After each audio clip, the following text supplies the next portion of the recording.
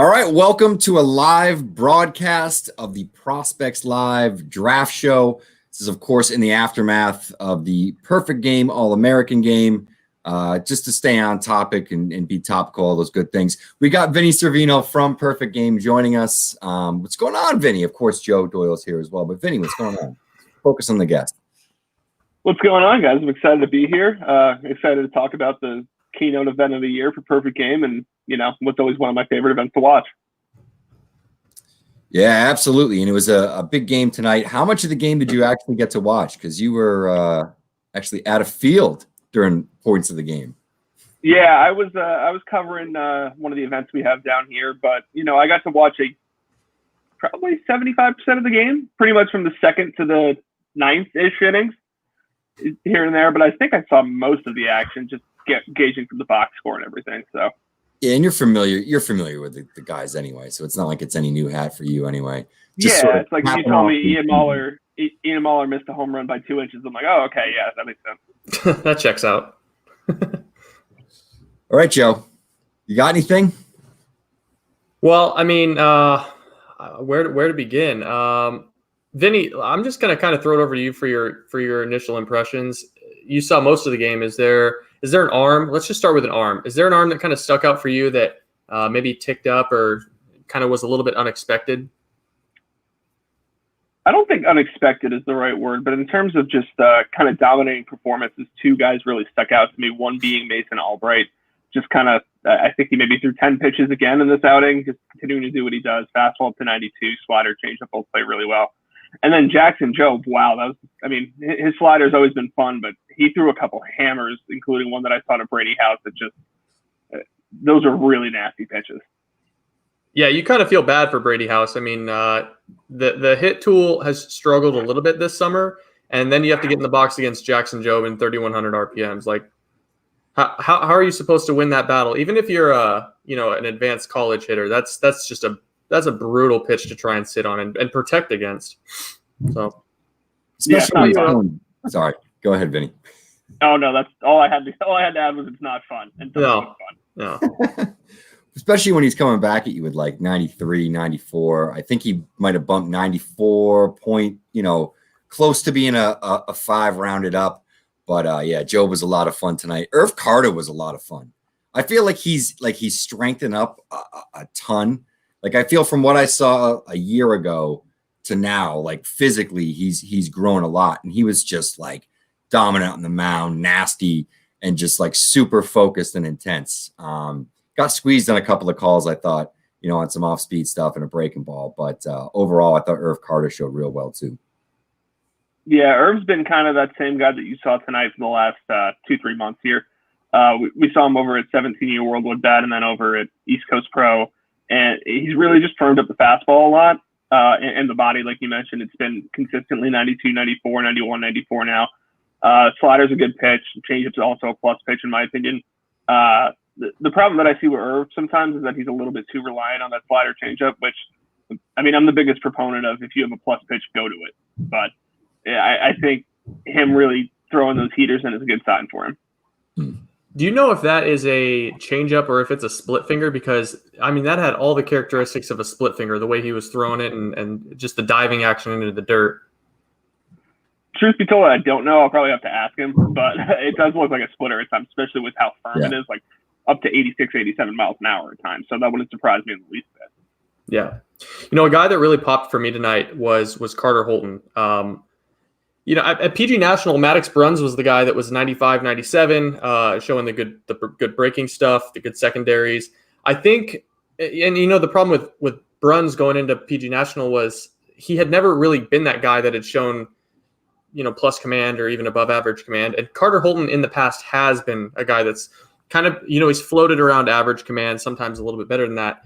Tonight, he was bumping 95, 96. The changeup was easily his best secondary at 84.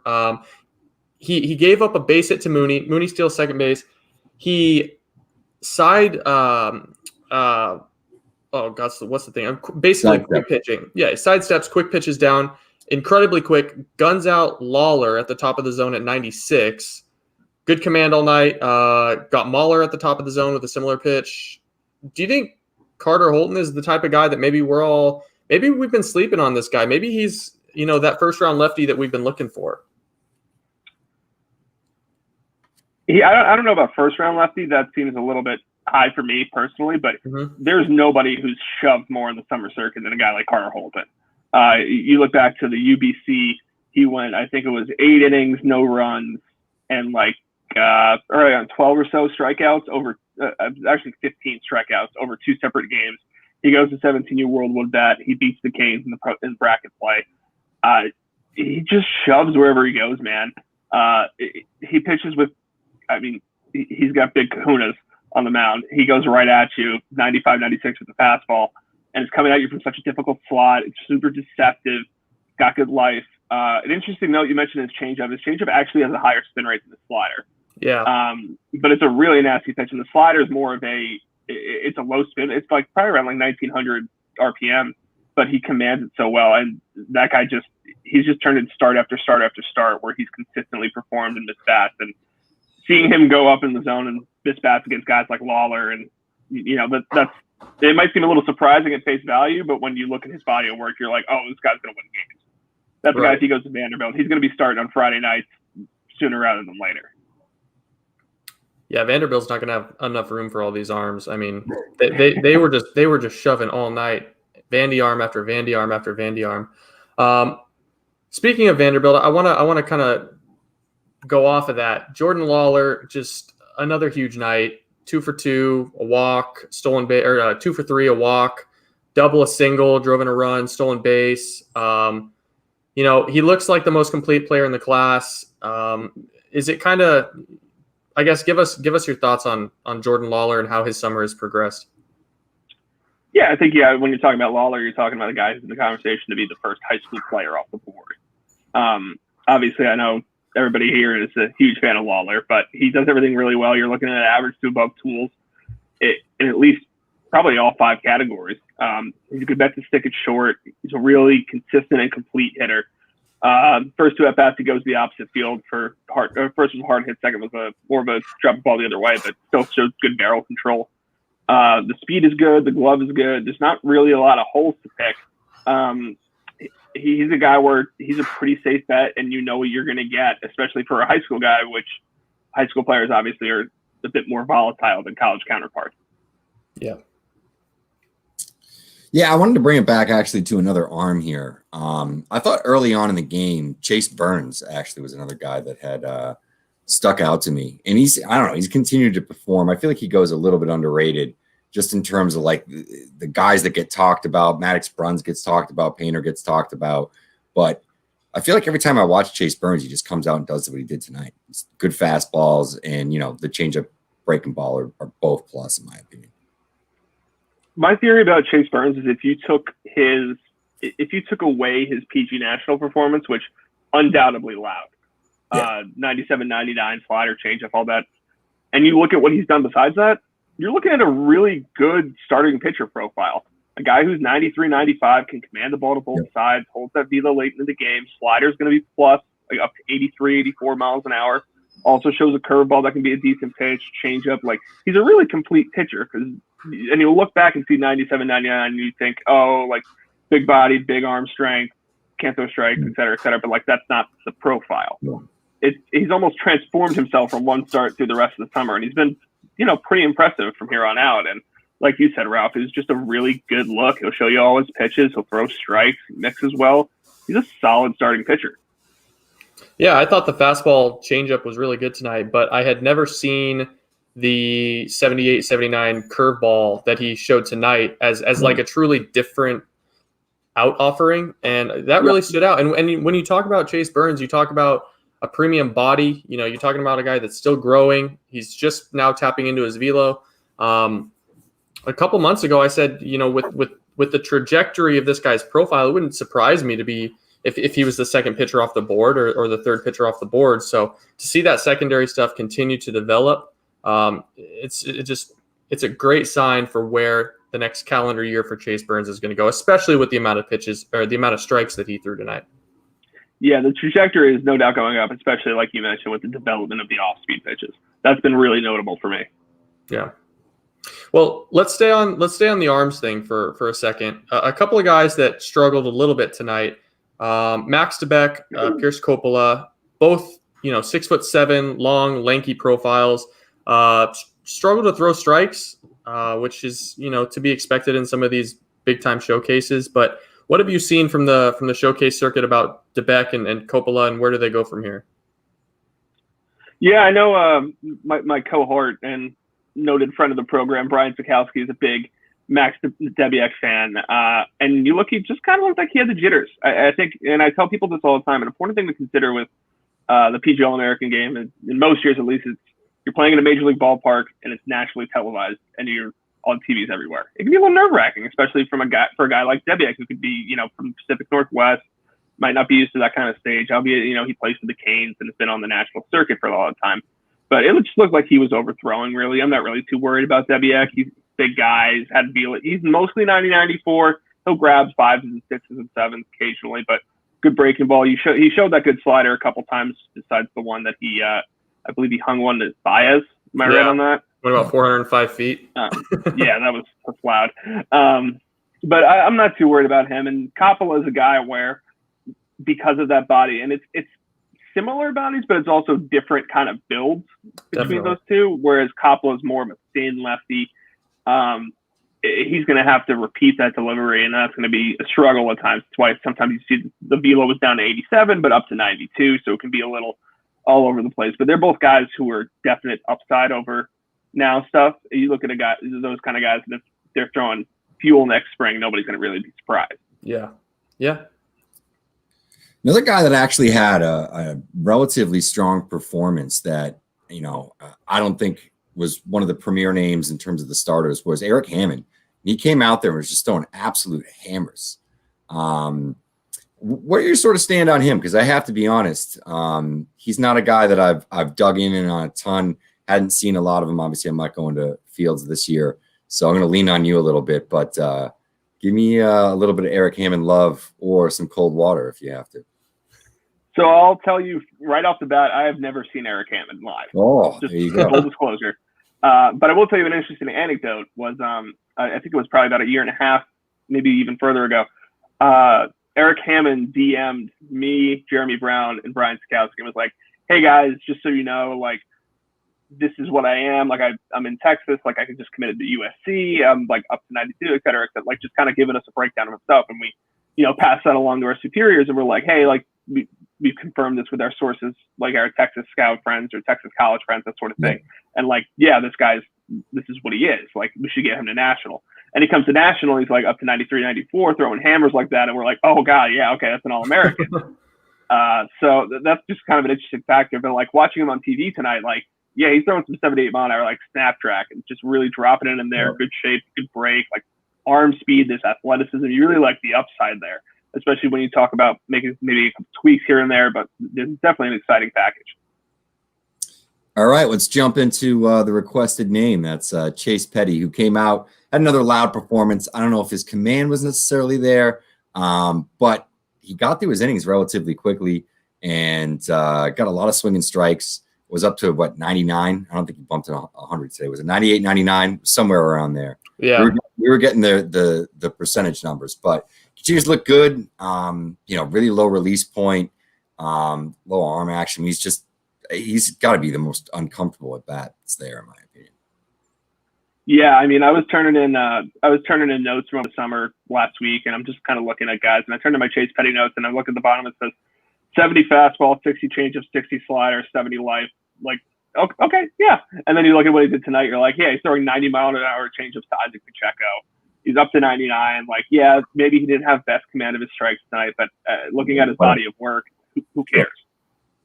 And I mean, it's a tough profile because you never really want to. You don't want to fall in love with the high school guy who throws 100, the high school righty who throws 100.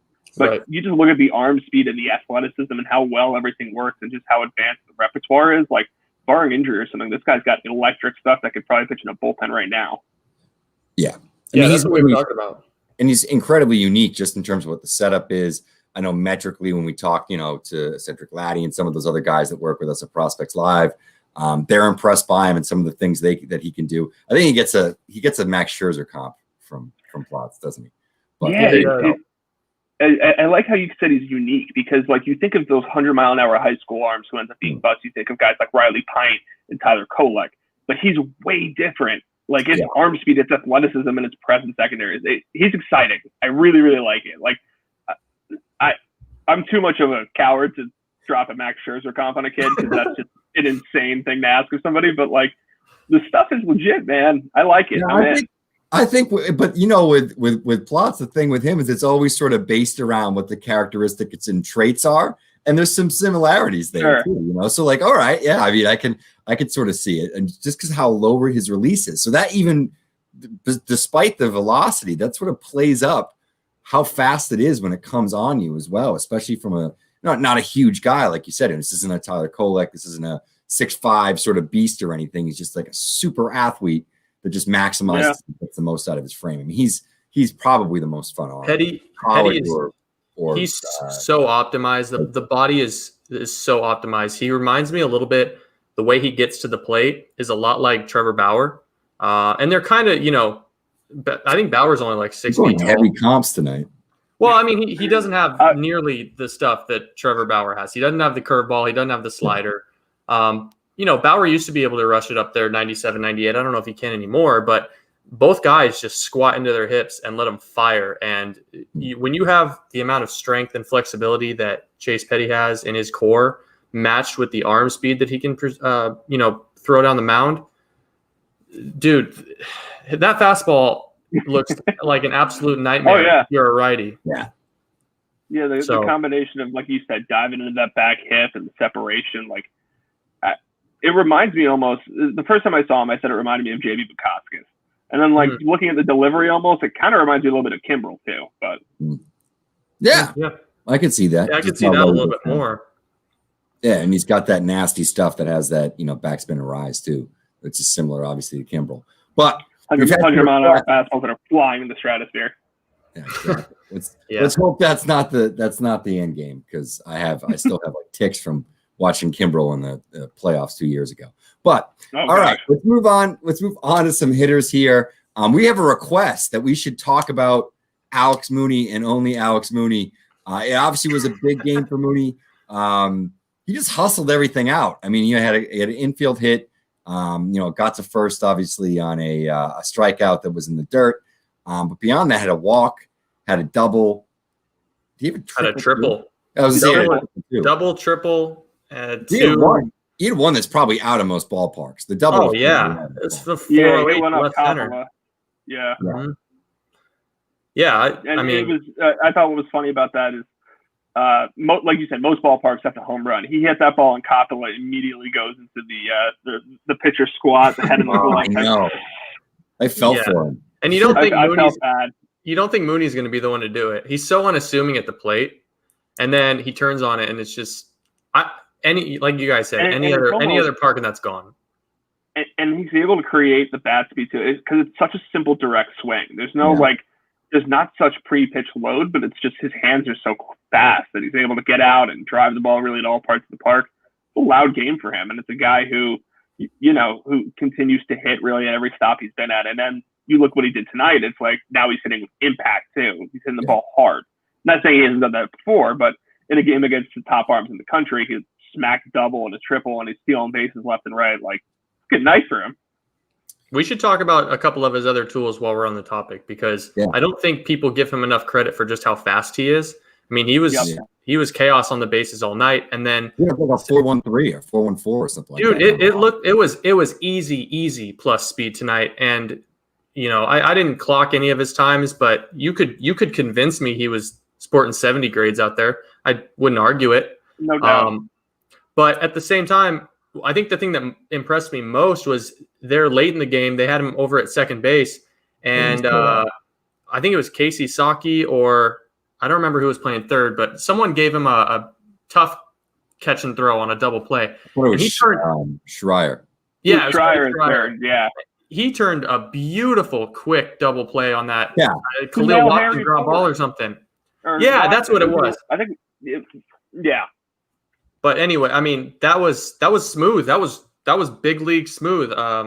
So yeah, it feels like people might be sleeping a little bit on Alex Mooney. He's up there. He just seems like he does everything just sort of like textbook, and he never exerts too much effort, but every so often it's just like that explosion, that sort of quick twitch that he sort of pops that you don't necessarily expect. And I think the thing with him, at the plate, and I had said it yesterday, even just watching, a handful of BP hacks. Obviously, we see more than that, but it's just the consistency within like his bat plane, his hips, as you said, his hands. I mean, his hands are incredibly quick, but he stays on time too. I mean, he's not one of these guys that, everything's sort of flying all over the place. Like, I love him, but Benny Montgomery, incredibly quick bat, insanely quick hands. But, he's just, the swing is succinct and sort of just really, really streamlined. And I mean, it's very efficient. Yeah, exactly. It's efficient movement 100%. And I think he's one of these guys that there's even more ceiling there than we probably realize. He's one of these guys that they call him a high floor guy, but sometimes those guys may actually have the highest ceiling just simply because of the baseline tools. I mean, he looks like a potential big league guy, and I'm not just saying that because we're friends with Zach. But all right, Joe, who's the next guy that you want to dig into a little bit? I know we sort of touched on Maddox Bruns, but let's cover Thaddeus Ector really quick, because we got a comment here. We got a comment here from John Morant, and he wants a little bit of juice on Thaddeus Ector. We only got 3 or 4 innings of Ector, but he sure did make his presence known. I mean, he was impressive. I'm trying to remember. He almost made a diving play there at the end of the game against Lyle. So certainly showed out there. And then I think he was the one that hit a ball about 390 feet to dead center field off of, I don't remember who it was, but yeah, switch hitter. I mean, he showed out. He's a impressive kid. Yeah, Ector's an exciting prospect. He's been East Cobb Astros. We've had eyes on him for 5 years at this point. The switch hitter who has kind of sneaky juice for both sides, like you mentioned. He hit a ball hard tonight. I don't recall that exactly. I only saw one of his at bats, I think, but he's a good athlete, like sneaky runner. Defensively, he's pretty good in the outfield. It's just kind of an exciting profile, especially when you consider the fact that he just turned 17. He might even still be 16. He's incredibly young, going to be very model friendly in that regard.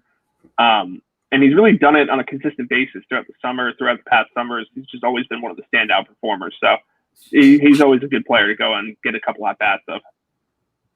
Yeah. I think, Ralph, you were going towards the direction of maybe a Michael Braswell, huh? Yeah, I mean, I got a couple of looks at the Braswell at bats. That was obviously, the single that he hit. Correct? It was a single. Yeah, it was a single up the middle off a was it a Job slider? Yeah, it was the Job. Yeah, exactly. Slider. It was a good. It was a Job 2-strike slider. He sort of went out there and just grabbed it. But yeah, nice piece of hitting. He's a high hit tool guy. I don't know if there's a ton of juice in the bat at all. I don't know, power grade wise, but he's not a guy that I'd had a lot of looks at, but obviously showed really well in that bat and just, elite sort of hand-eye coordination.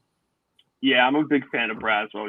For most of his career coming into the season, he was a two-way guy, and he's one of those lean athletic kids with arm speed. You're like, oh, he's going to throw extremely hard, but then he's still, kind of upright, not a bad arm. I think he is, from my guarantee, he has a plus arm from the left side of the infield. But he kind of really established himself as a position prospect this summer. For me, I think he's got the potential, if he doesn't take a shortstop, to be a 6 glove over third. I think he's really light on his feet. His actions are excellent. He's not as good of a runner as you think, and I don't think that's necessarily bad, because when you look at the body, that's going to hold a lot more strength and weight on it. And there's a potential, like you had mentioned, the power isn't great. It's he'll run into home runs full side, but as he really fills out and develops, he's going to be I think third base profile with some sneaky power and the hit tool that is really advanced. I'm glad you brought up his feet, because I specifically remember taking notes from Perfect Game National and just thinking, wow, this kid has one of the quickest first steps on the dirt that I've seen. And then, I mean, I think, like you said, the arm is going to play anywhere. I think the bat is good enough to run into, I don't know. It depends on what his role is at the big level, at the next level. But I like the player. I think he's probably the fifth best shortstop in the class. If you're talking, you're kind of third baseman, which I think is a little presumptuous. I think Brady's a lot better athlete than people give him credit for, but that's neither here nor there. Yeah. Well, we haven't talked about Brady. We could certainly Talk about Brady. Talk about Brady. He's the celebrity, if you will. Everyone knows Brady House's name. Still struggling a little bit to put the hit tool together at one of these showcases, but looked really good on the dirt. Going back to your comment, I mean, he made the diving stop at third base. We didn't see him at shortstop, but dude, the tools just ooze out of this kid. He's a freak athlete. I mean, you're talking about a guy who looking at the overall profile, right? If you want to say he's a third baseman, fine, I'll give you that. He's a third baseman. He's going to be an above average third baseman at big league level with at least a plus arm, maybe even a 7. You're talking raw power. In my opinion, it's 70 grade. Even if that's, and he's a plus runner, it'd probably be more above average to average as he fills out. Yeah. But even if that's a third, even if it's a 3 bat, like that's a big leaguer and a solid big leaguer at that. Yeah. I mean, and there have been questions about the hit tool, and I get that. And I think the approach has been a little hit or miss at times. He will swing at breaking balls, but I think the ability to do damage whenever he makes contact is what makes him so exciting. Is that he doesn't fillet balls to right field for a broken bat single. If he hits when he hits the ball, he's squaring the ball up to the backside gap for a double, or hitting the ball 800 feet to left field for a home run. It's you want to talk about upside, but I think it's also a solid floor too, because obviously anything can happen, but he's a guy where he's done it enough times that I've seen him do it to where I don't have that many questions about the hit tool as some other people do. That being said, there still are glaring issues at times. I think I'm talking in circles here, but I guess what I'm saying is I like Brady House, even if the hit tool isn't as polished as I would like it to be. Yeah, and I think there's peripheral skills there as well, like you mentioned. There's a chance that he, could potentially be a shortstop long term. Certainly the gloves there, the arms there. The athleticism is better than I think a lot of people probably, like you said, sort of mentioned. The power's nuts, but yeah, he can look a little stiff at times, and he chased on some bad pitches at times. But you have to hope that maybe it's a bad streak, because we've also seen him hot and just the absolute monster juice come out of the bat, and that's really what you're chasing with that guy right there. Let's move on to sorry, didn't mean to cut you off. I'll give you one anecdote, sure. And this is obviously before the summer, but I was at the high school showdown earlier this spring, and we were talking about Brady House, and over the course of that event, I think he went like 8 for 11, and he hit like 800 with 2 bombs. It was something absurd. And I was talking to a couple scouts I trust. They're like, "Yeah, Brady's the best prospect here," and that included a guy like Jordan Walker, who got drafted in the first round. So, right. Like, he's not there by accident. Yeah, it's not happenstance. I mean, the guy has performed at enough levels to where he warrants, being some people have him as a top 3, top 5, top 10 prospect for this draft. It's not just like, here's a guess. Like, the kid is uber talented. Yeah, and it's a prototype player too, I think. If you can get that hit tool to like a 4, oh goodness, if it gets to a 5, I mean, like you said, you're talking about, even with a 3, a good big leader, there's a ceiling here for this guy to be, a potential all-star.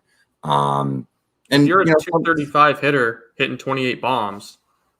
That's a big leaguer making big money. That's Joey Gallo. Yeah, I mean, but I think you even hope that he sort of goes the Chris Bryant route, where there were some questions on the hit tool sort of early there, and of course he's gone the opposite direction, and now he just hits singles, but that's because of his shoulder. But totally different story. But still, I mean, I think that there's upside there for this guy to be an all-star infielder, and yeah, I don't regardless of what the performances are, I can't really write him off. Quiet performance tonight from James Wood, but once again, it's a single game, so it's fun to talk about. It's an event. It's sort of the wrap up, I think, of the season in many ways. Obviously, we still got the Wooden Bat Championships, but more or less for intensive purposes, one of the big events. But what are your thoughts on Wood still? Are you sort of sticking where you were the last time that we had all talked? Yeah, I sung Wood's high praises last time that we spoke, and at this time you'd probably have to, for me to get off of him, you'd probably have to take a crowbar and peel me off his stock. I I'm still in. I mean, he took a couple bad waves at breaking balls tonight. Missed a fastballer here, but the tools and what he showed me he can do over the course of 60 days versus one night on TV. Exactly. I'm going to take that, man. We got to talk another. I was going to say, I'll just elaborate. You know, he's hit 2 home runs at East Coast Pro, 2 home runs at UBC. Just been one of the more consistent performers for those at home who might not have been following the summer circuit as much as somebody who is literally his job to do. But Great. Yeah, he's been a real consistent performer, and I still love the upside there. And the players know the upside too, because when you talk, like Michael Braswell was on second, there was a fly ball to right field, and the announcers, the players, it was like, hey, pretty much, I dare you. You're going to run on James Wood because he's shown that he'll throw you out. Exactly. So the respect is there. It just wasn't his event. And sometimes when you only get 2 or 3 at bats, what are you going to do? You can't read unless you see some really, really bad characteristics. I don't think you can read too much into it right at all. It's obviously just a fun talking point. Like I said, sort of a period to sort of take a look and go back in a snapshot. And the thing with James Wood beyond the bat and everything, you know, is the fact that he's 6'6". He's a great athlete. You know, he's a plus runner. There's a chance he sticks in center, but at worst, if he's a great right fielder, fine.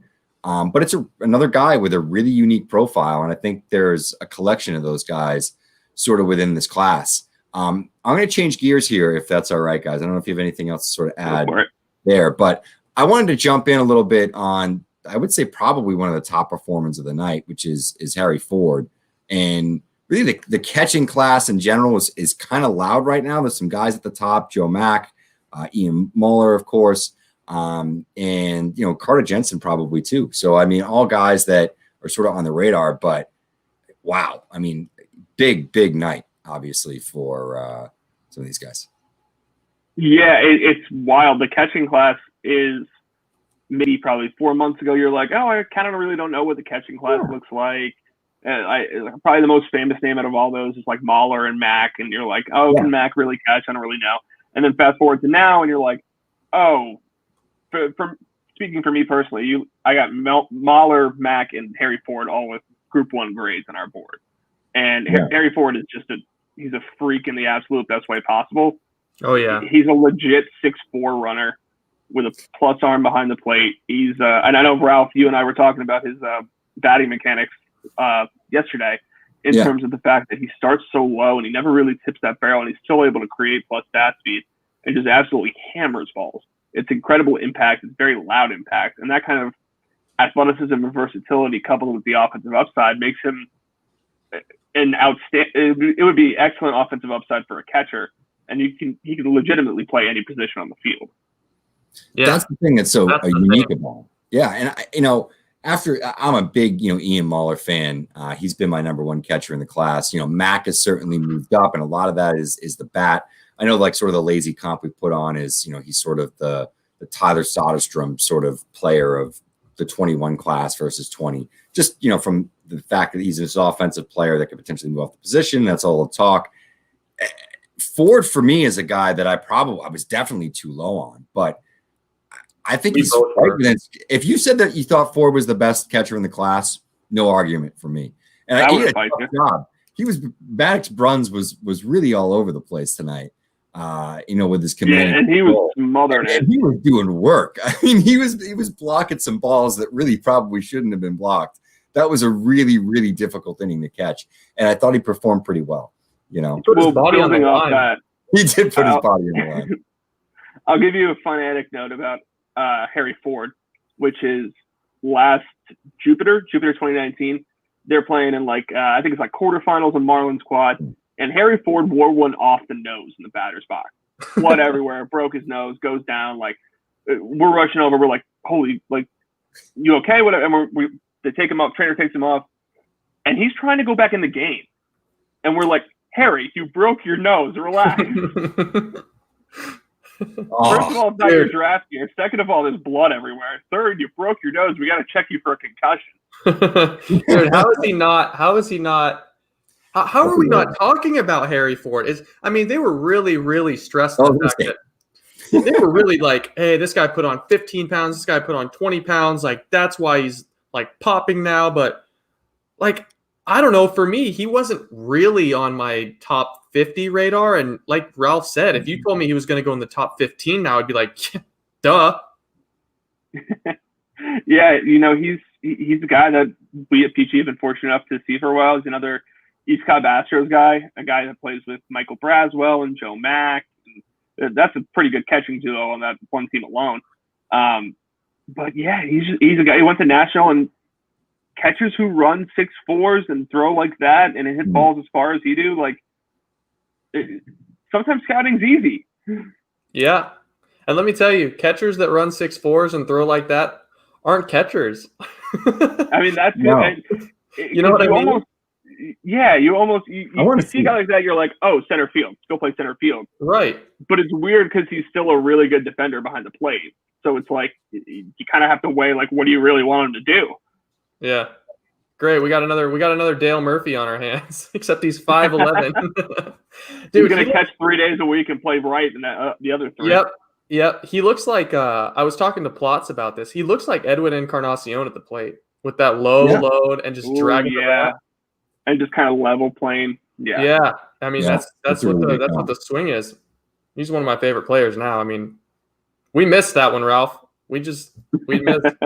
That's what happens when you start this process this early. You know? What, you guys missed 9 months before the draft? Yeah, right. I mean, I think we had Harry Ford, and like, I don't think we had him in our 150, so we missed. But hey, yeah, it's all right. Well, we've got time. We got more looks, we got more understanding of what people were talking about. You can't take everything that you hear. You start ranking and writing off a hearsay and not what you see, then it can't be too genuine. So cut us some slack. But that's why we're the amateurs, right?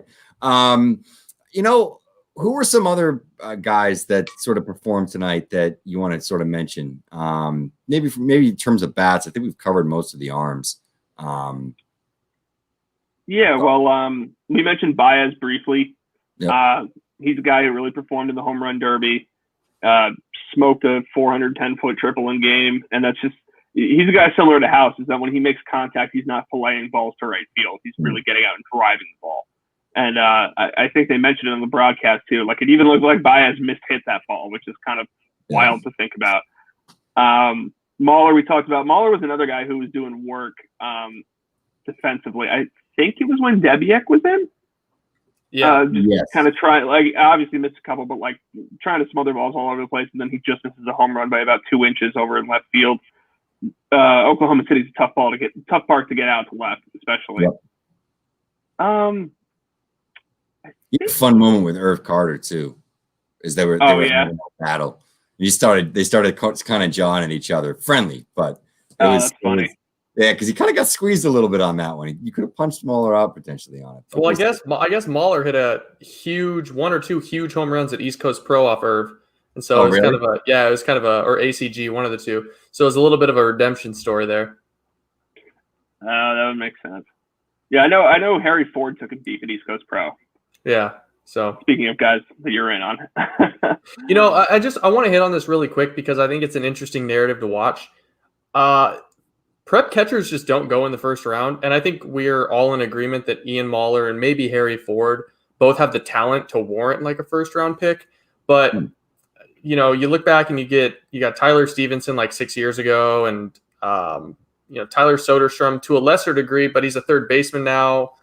Like, what are your thoughts on that, Vinnie? I mean, just in prep catchers in general and their value in the draft. So, I mean, I agree and disagree.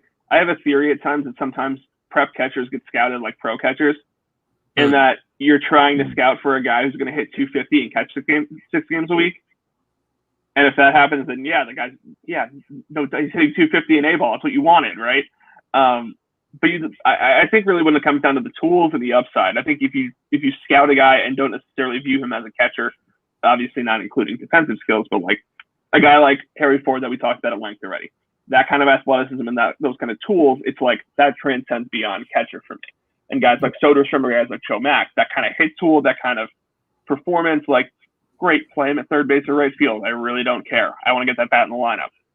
And it's kind of to the same degree the same case with Lawler, who's got really such an optimized, gorgeous swing when he really gets out in front.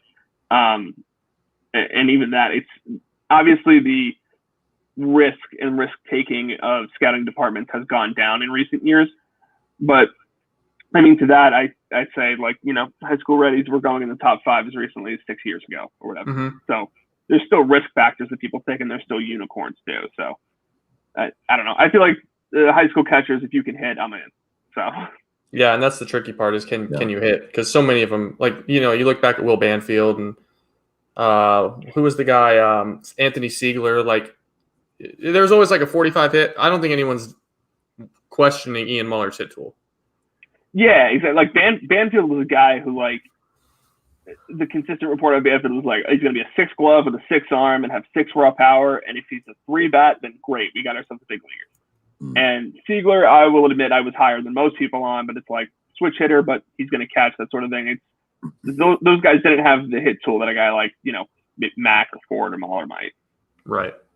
Well, we have another request here. And this is a good one because we really haven't been able to talk about this guy too much on the summer circuit this year. Marcelo Meyer coming out and really making his first big-time showcase event of the year.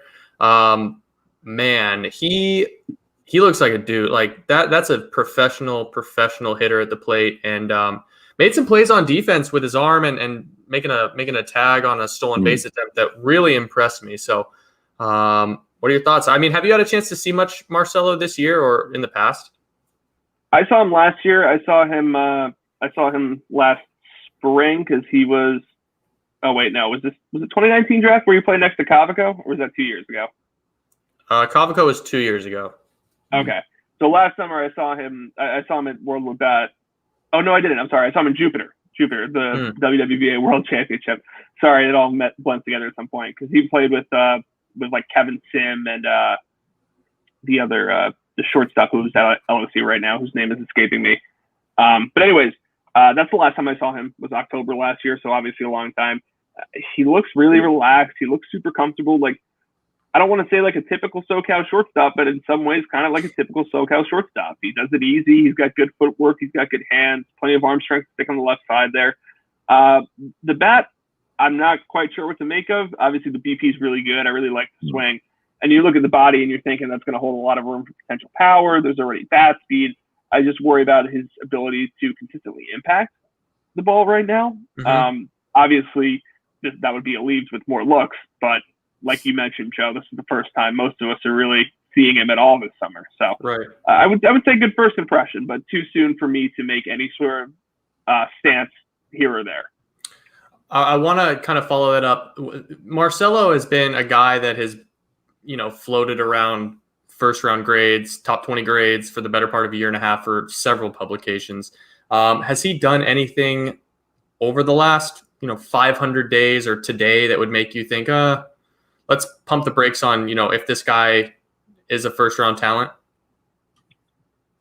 The only thing for me, and this is obviously, sometimes I can be a little bit harsh, but I would just like to see him pull the ball consistently and with impact, like I mentioned before. And that's, again, not necessarily a knock against him because I haven't seen him over the past calendar year. He looks way stronger than he did in October last year or even in June last year. But, and that's just me being nitpicky, to be honest with you, because those guys with his profile don't last very long in the draft. So I don't think putting a first round grade would be bullish. I just don't think it's, I just think it's something that I kind of want to wait and see kind of how he performs over the next couple months in the fall. And then, hopefully, knock on wood, a spring next season. Yeah, I think that's fair. Mechanically, he's just so fluid. And I think that's where a lot of it comes to. I mean, he's sort of just beautiful out there on the field, just in terms of how he moves in at short. Everything's graceful, everything's twitchy. Yeah, exactly. The same thing with the swing. It's low effort. And that's one of those guys where I think you can dream on a little bit more just because that athleticism and sort of baseline of ability, I don't know. I'll bet on a guy like that adding weight, getting stronger, and potentially getting a little bit more power. So and I'm excited that I finally got to see Meyer as well. I mean, he's been a ghost this entire summer. Yeah, that's it. Like you said, I was just excited to see him. Yeah. Well, I mean, I want to start this off by saying this is not a comp. Like there's nothing about this. Oh, here we go. Oh, here we go. Not a comp. Scherzer, Bauer. No, hey, those were not mine. I just said he has the same. Bauer. I said he has the same hip load as Bauer, not the same Fair stuff. enough.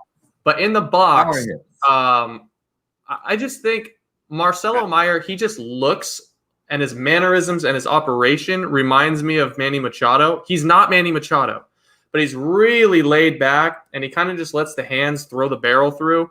He doesn't mind going the other way with it. Obviously, he's from the left side, but I don't know. He just kind of has that lackadaisical, I'm going to beat you. Here it comes. Ho-hum, another ball up the middle. I don't know. Just the impression I got. Okay. He's not Manny Machado. I mean, in fairness, I'm bad with SoCal shortstops because I always, to me, I'm like, oh, this is like, I would have counted like Bryce Terang and been like, oh, he's SoCal shortstop, but that's lazy on my part, and that's why I won't do it. Yeah, like I preface this. This is not a comp. I want to just make that very, very clear, just so the closed captioning gets that. So everybody gets the context of what's actually going in here. We'll put in the sarcasm, viewer, and actually serious font. We got a couple comments here, Joe. Got another one for you. What do you guys think of Renee? Yeah, Renee Lastris. Renee hits the ball hard, and like guys hit the ball hard. He's another guy. He was on the same high school team as Alejandro Rosario and Carlos Rodriguez last spring, or this most recent spring. So he's a guy who's been well known for a while. Catcher for the Canes, with a cannon for a right arm, big right-handed raw power. It's a little bit of it's not a very optimized swing, but there's plus bat speed, and he really gets a lot of strength through the ball. He hit almost everything during the summer, but he is kind of a free swinger at times, so there will be some swing and miss there. But the defensive actions have shown really good at times.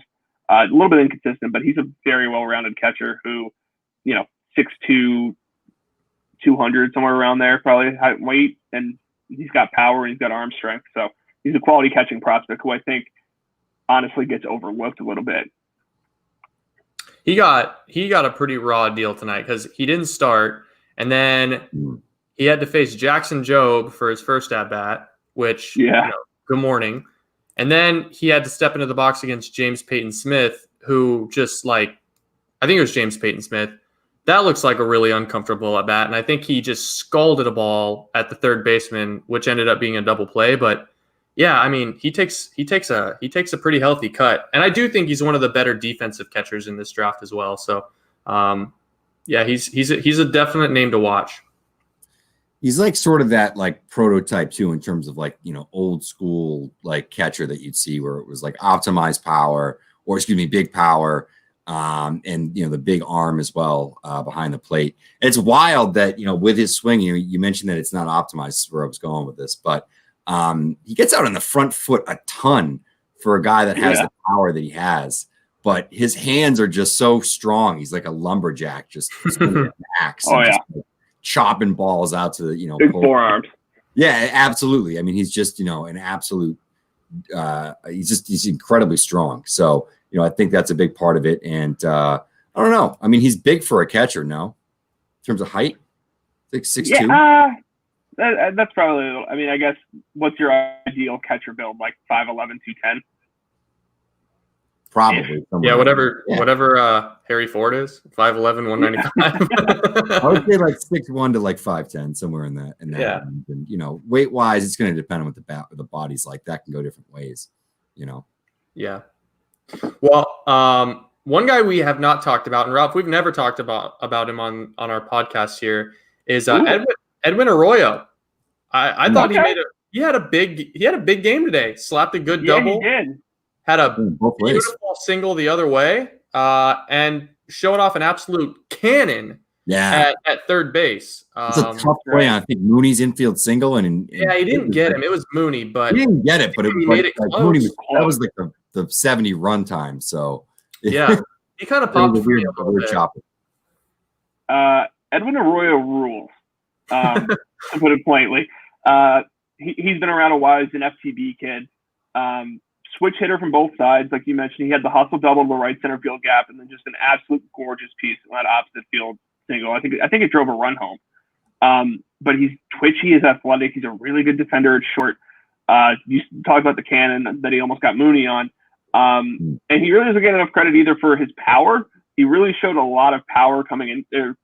He didn't show a lot of power coming into the summer. But as the summer went on, he kind of showed that he can really hook balls pull side from the left side, right side he can go to the alley, that sort of thing. He's just a super well-rounded prospect. And he's a great athlete. He's a plus runner, good bet, stick it short. And he's going to also be young on the draft. There's a lot of things there. He's one of the better, I would say, Puerto Rican shortstop draft prospects to come along. I think the last first round Puerto Rican shortstop was Delvin Perez. Am I right on that? Yeah, I think so. Right. St. Louis, it sounds right. 4 years ago. Yeah, so I would say he's got a good bet. He's probably got a chance to be the next first round shortstop, Delvin Perez. So. Yeah, because I even think the last first rounder from Puerto Rico was Elio Ramos. No, I think he was a second rounder. Was he a second rounder? So there you go. No, I think it may be the last first rounder. I don't know. I thought it was. I can't remember, but I'll have to go back and check the tape. We don't have it in front of us. We pumped the brakes a little bit, Ralph. When we started doing this whole thing in like June, right before the 2020 draft, we said, God, this class might have like 4 or 5 first round prep shortstops in it. And then we watched some events and we kind of pumped the brakes a little bit. And we said, whoa, that doesn't happen. That never happens. It's not going to happen this time. There's not 4 or 5 first round. But you look at it, it's like, I'll give you Brady House, Marcelo Meyer, Jordan Lawler, Arroyo. I mean, Mooney is pressing right now. And then you also mentioned Khalil Watson. Khalil Watson. Yeah. There could be 5 prep shortstops that go in the top 30. It's a good class, really good class. It really is. Yeah, really good prep shortstop class. Yeah. And Elio Ramos was actually a first rounder, 19th overall, actually. So that high. Wow. I wasn't totally wrong on that one. I got nervous for a second. I will apologize. You do apologize? No. Just want to make sure the facts are right there for the people. We expect nothing but perfection. Yes. Come on now. You're actually going to get zapped. We're going to here on the Prospect Live show now. We have a higher fact check level than most news broadcasters. I like to hold myself to a higher standard. What can I say? All right, guys. We've covered a ton of names here. We've been on live for 52 minutes. I think we're run out of requests. Is there anyone else? Last 10%. Is there anyone else that you want to sort of touch on before we get out of here? I think we've covered on just almost the entirety of the roster and a lot of names that we hadn't necessarily been hammering on over the last 2 months or so. Yeah, I would say, and again, this is not necessarily based off what I saw tonight, just based on what I know of these guys. Don't sleep on Benny's tools. If he figures it out, it's exciting. I comped him earlier in the summer he reminded me a little bit of Parker Meadows. But his tool is just off the chart. Drew Gray is a guy who didn't get a lot of reps at all this summer.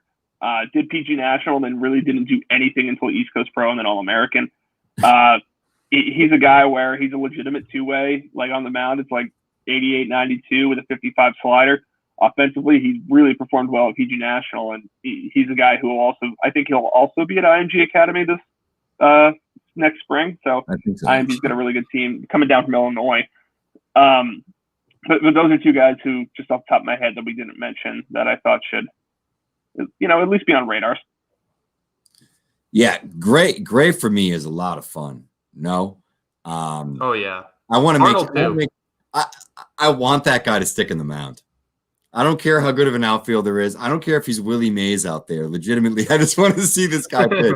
I know the results weren't necessarily there, but I know like within our group chat with, a bunch of us from the site and some other sites as well that we sort of congregate with, I think everybody was like pretty jazzed about just being able to have the opportunity to see Gray pitch at the end of the game. We were just calling it a banger. A guy bangers. similar to Gray in that regard is a guy who hasn't pitched a lot, but the upside there is really enticing, is Jack Caglianone. I think he's a pitcher too. I think he's a pitcher agree. too. I don't think he's a bat. I don't like the swing.